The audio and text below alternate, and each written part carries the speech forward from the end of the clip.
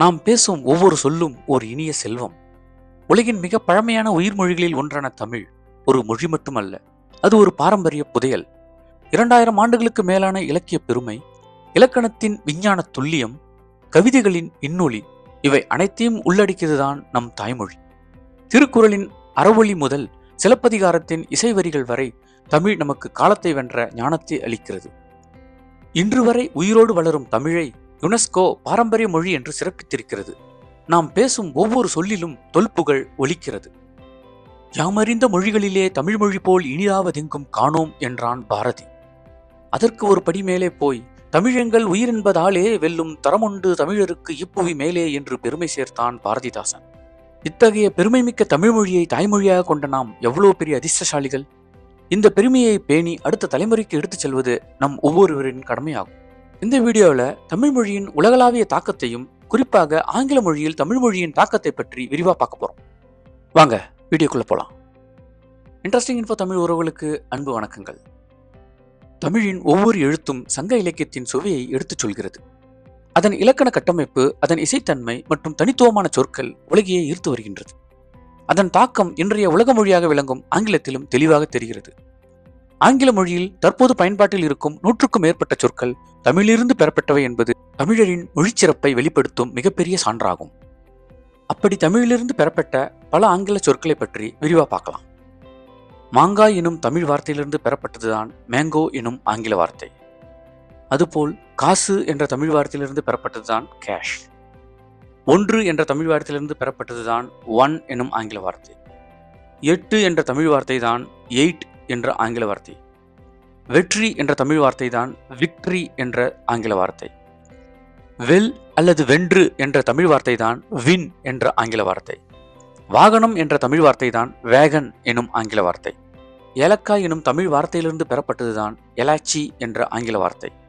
கயிறு என்ற தமிழ் வார்த்தை தான் கயர் என்ற ஆங்கில வார்த்தை. தரை என்ற தமிழ் வார்த்தை தான் டெரா என்ற ஆங்கில வார்த்தை.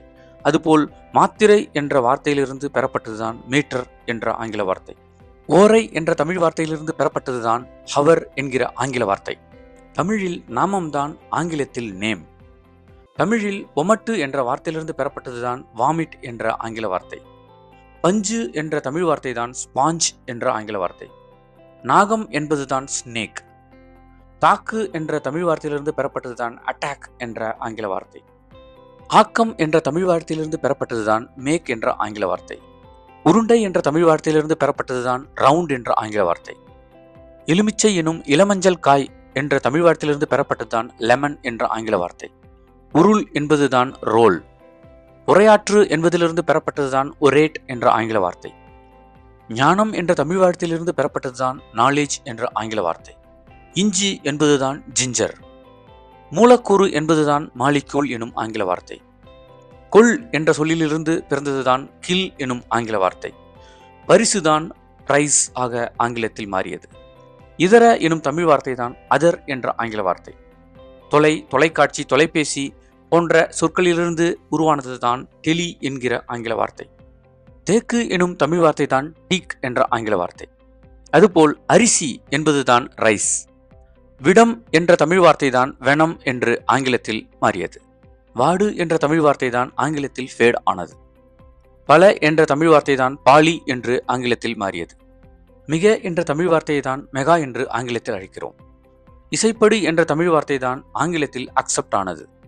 முதிர் என்பதுதான் மெச்சூர் ஆனது. கடா என்பதுதான் கோட் என்று ஆங்கிலத்தில் ஆனது. பிணி என்பதுதான் பெயின். கல்லன் என்பதுதான் கல்பிரிட். திருகி என்பதுதான் ஆங்கிலத்தில் டார்க் ஆனது. அளவு எனும் தமிழ் வார்த்தை தான் லெவல் என்று ஆங்கிலத்தில் மாறியது. மடமை என்பதுதான் மேட் ஆனது. சுற்றம் என்பதுதான் சரவுண்ட் ஆனது. அதுபோல் கடவுள் என்பதுதான் காட் ஆனது. பிறந்த என்பதுதான் பர்த் என்று ஆங்கிலத்தில் மாறியது. கைப்பற்று என்பதுதான் கேப்சர் என்று ஆங்கிலத்தில் மாறியது. வேண்டி என்ற தமிழ் வார்த்தை தான் வாண்ட் என்று ஆங்கிலத்தில் மாறியது. உழவு என்பதுதான் பிளவ் ஆனது. உடன் என்பதுதான் சடன் ஆனது. அதுபோல் அடம் என்ற தமிழ் வார்த்தையிலிருந்துதான் அடமெண்ட் என்ற ஆங்கில வார்த்தை. பழுது என்பதுதான் ஃபால்ட் ஆனது. சுருங்கு என்பதுதான் ஷ்ரிங்க் என்று ஆங்கிலத்தில் ஆனது. இல்லம் என்ற வார்த்தை தான் வில்லா என்று ஆங்கிலத்தில் மாறியது. பாதை என்பதுதான் பாத் ஆனது. வழியாக என்பதுதான் வே வயா என்று ஆங்கிலத்தில் மாறியது. புட்டி புட்டில் என்ற தமிழ் வார்த்தை தான் பாட்டில் என்று ஆங்கிலத்தில் மாறியது. கட்டில் என்பதுதான் ஆங்கிலத்தில் காட் ஆனது. நரம்பு என்பதுதான் ஆங்கிலத்தில் நெர்வ் ஆனது. பெற்றோர் ஒப்புதல் என்பதுதான் பெட்ரோத்தல் எனும் ஆங்கில வார்த்தையானது. குருணை என்பதுதான் கிரெயின் என்று ஆங்கிலத்தில் ஆனது. பொத்தான் என்பதுதான் பட்டன் என்று ஆங்கிலத்தில் ஆனது. கட்டுமரம் எனும் தமிழ் வார்த்தை தான் ஆங்கிலத்தில் கேட்டமரன் ஆனது.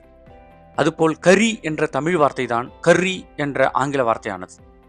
இங்கு நாம் பார்த்த வார்த்தைகள் அனைத்தும் வெறும் எடுத்துக்காட்டுகள் தான். இப்படி ஆங்கிலத்தில் பயன்படுத்தப்படும் இன்னும் பல வார்த்தைகள் தமிழிலிருந்து தான் பெறப்பட்டுள்ளன. இதன் மூலம் தமிழின் பெருமையையும் தொன்மையையும் உணர முடிகிறது. இங்க நாம சொல்லாத அல்லது உங்களுக்கு தெரிந்த வேறு ஏதேனும் வார்த்தைகள் இருந்தா அதை கமெண்ட் செக்ஷன்ல பதிவிடுங்க. இந்த வீடியோ உங்களுக்கு பிடிச்சிருக்கும்னு நம்புறோம். அப்படி பிடிச்சிருந்தா லைக் பட்டனை தட்டிட்டு உங்க நண்பர்களுக்கும் ஷேர் பண்ணுங்க. இது போன்ற சுவாரஸ்யமான மற்றும் பயனுள்ள தகவல்களுக்கு நமது இன்ட்ரெஸ்டிங் இன்ஃபோ தமிழ் சேனலை சப்ஸ்கிரைப் பண்ணுங்க. மீண்டும் நல்லதொரு வீடியோவில் சந்திப்போம்.